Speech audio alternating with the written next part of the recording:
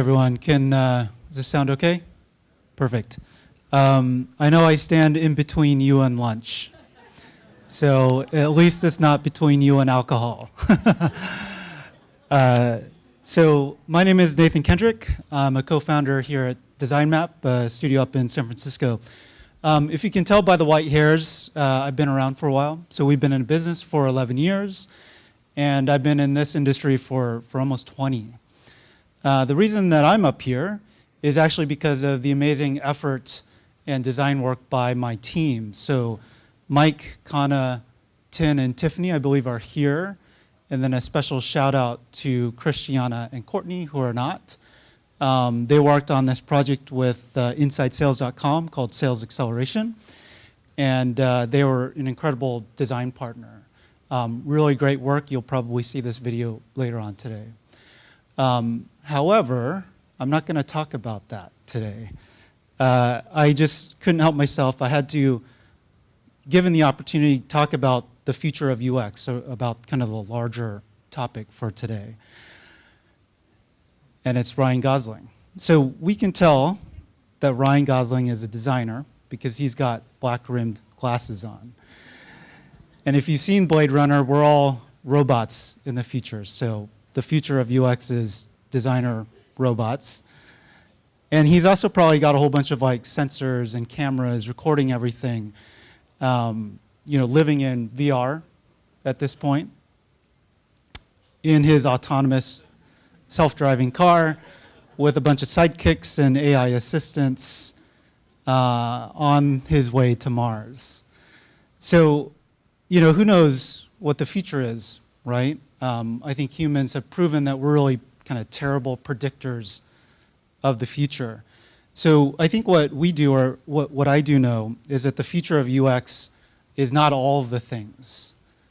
I think that the future of UX is really the design of designers. And so what does that really mean? What does like design of designers mean to me or to us? So if we go back to robot designer Ryan Gosling, and I think of actually myself as a designer, so me as a designer. I worked a long time on that, by the way. So what is it that kind of makes me as a designer or us as designers? And so I want to tell just a little story about where I come from an academic perspective. So this is RISD, an art and design school that I went to. This is kind of the quintessential shot. A little patch of grass here. It's pretty much the only patch of grass, I think, in the campus, which is why they use this shot.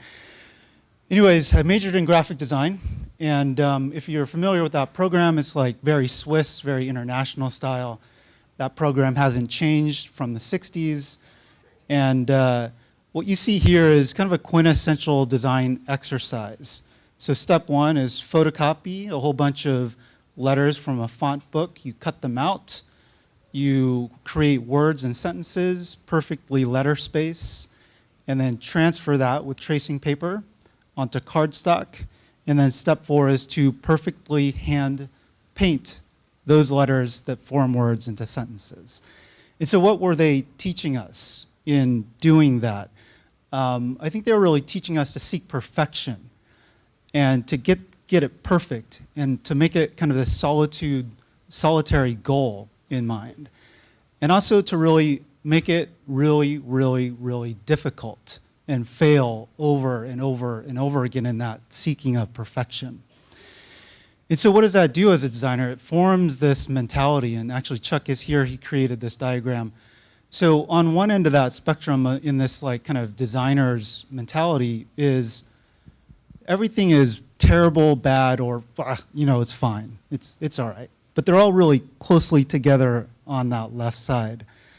And then like good is all the way over to the right of that spectrum, really hard to get to, and then kind of obviously perfect is off the chart. It's impossible to get to. So that's the designer mentality, very solitary, kind of perfection-based, always trying to get there. So another way to say this much more elegantly is, I think writers and designers have quite a lot in common. And I'm going to read you this poem that's just such a wonderfully kind of expression of that, wonderful expression. So the challenge of writing is to see your horribleness on page, to see your terribleness, and then go to bed. And wake up the next day. Take that horribleness and that terribleness and refine it. And make it not so terrible and not so horrible, and then go to bed again. And come the next day, refine it a little bit more, and make it not so bad, and then go to bed the next day. And do it again, and make it maybe average, and then one more time. If you're lucky, maybe you get to make it good. And if you've done that, that's a success. So that's failure and success as a writer and as a designer. How many of you, raise your hand if this like resonates with you? Yeah, thank you. So I asked myself, like, what have I become as a designer? So on my kind of inward journey, what does that create in me? And so over the years, I've been really interested in kind of patterns of social human beings and how I fit into those patterns. And the Myers-Briggs is somewhat famous or infamous, if you will, this one illustrated by Star Wars characters. I happen to be the INTJ, which is the mastermind, or Senator Palpatine, the most evil character in Star Wars. And so I've asked a lot of designers what their Myers-Briggs is, and invariably it actually ends with a J, so the judging, the judgmental. And so that's probably not a surprise given like the trade and profession that we're in. Another test that I take is the Enneagram, which has been really powerful. Don't mind that diagram. It looks kind of cultish. It's not a cult. It's like really powerful and constructive.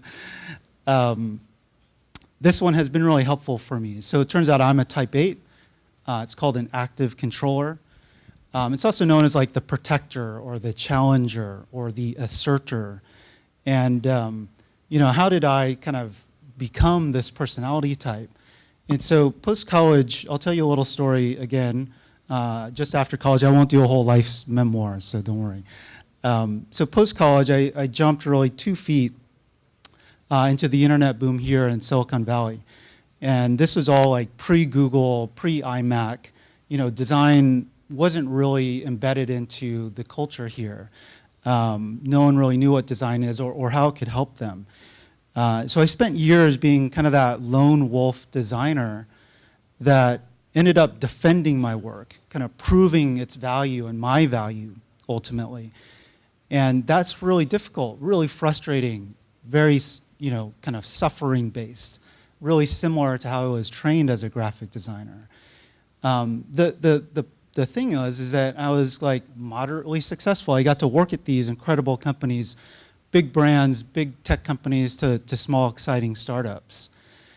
And so what I realized is like no one wants to work with a Gordon Ramsay, right, of Kitchen Nightmares. By the way, he's a great guy, but his character in Kitchen Nightmares, no one wants to work with him.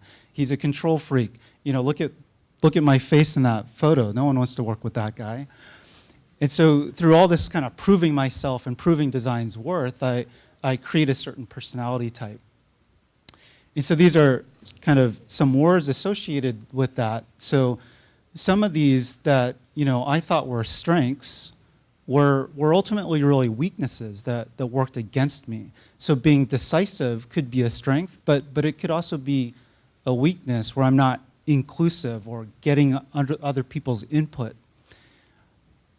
And so if gone unchecked, again, they really become weaknesses. And these are, this is pretty painful stuff. This is being vulnerable, being understanding what you can do good and bad in. Critical is a big one, right? Being a designer, and I end up being very self-critical. But there's apps for that, right? So I use Headspace, which has been great. I use Mood Notes, a beautifully designed app to kind of journal your emotions. And so on this journey as kind of becoming a designer that creates certain attributes that can be powerfully good or powerfully bad, what I realize is introspection only kind of gets you so far. So design really takes a team, takes a whole company to build and design something like a product or a piece of software. And it isn't just about me. It's about how I can empathize, not just with the end users, but with the team around me. So these books have been really valuable for me on this like outward journey, if you will. I'm not going to go over all of these, but I think Grace mentioned Daniel Pink's book, Drive, which is essential reading at our studio. But I'm going to just choose one of these, Nonviolent Communication. I don't know how many of you know this book, but when I discovered it, it was really powerful. And I just want to read this quote on this book. So, when you're busy judging people, you have no time to love them. And so that J that's really strong in me and with us, this really resonates with me. So the model is simple. The book is much more in depth. But what is nonviolent communication? So knowing how to ask for what we want, how to hear others, even in disagreement, and how to move towards solutions that work for all. It's how do we put that into practice? It's really two-sided. So think of empathy, which is really being curious. So what is the other person seeing or doing or hearing? Observation. Can you be curious about that other person? What are they feeling? What do you feel? That's the question that you can ask. Are you feeling that way because you need something? Would you like me to do something? Can you use my help? And on the flip side is honesty. So this is about yourself.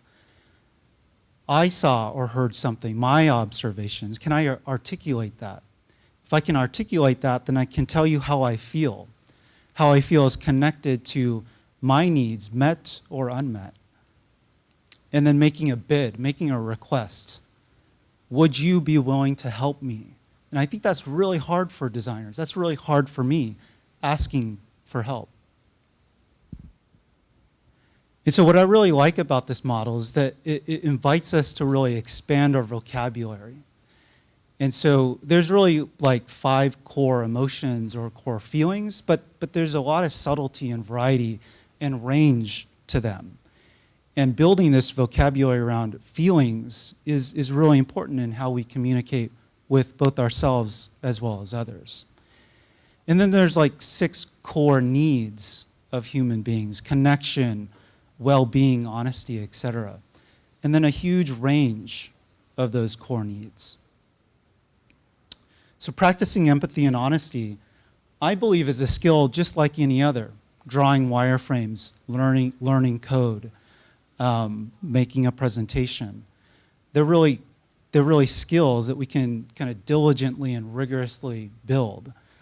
Widening our vocabulary is critical in producing really great work together.